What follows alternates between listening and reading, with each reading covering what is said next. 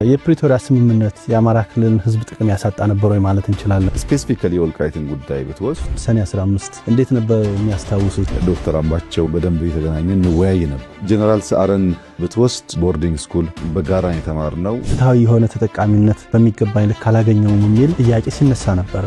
የአማራ ህዝብ እንደ ህዝብ በጠላትነት ፈርጆ የኖረው ማን ነው? ለሴራ ጎንጓኞች የጦር መሳሪያ የሚያስታጥቀው ሀገር ሴቱ ነው። ሚኒሊክ ካለ ጎበና ካለ ሚኒሊክ ዘመናት ኢትዮጵያ መፍጠር የሚችሉበት ምንም አይነት እድል የለውም።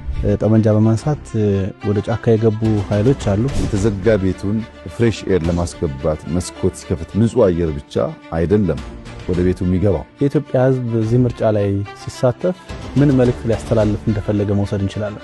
ባለፉት 5 ዓመታት ብዙ ድንቅ ስራዎች ሰርተናል። በዚህ 5 ዓመት ግን ፈተናው ከባድ ነው። እንቅልፍ የሚያስተኛ አይደለም።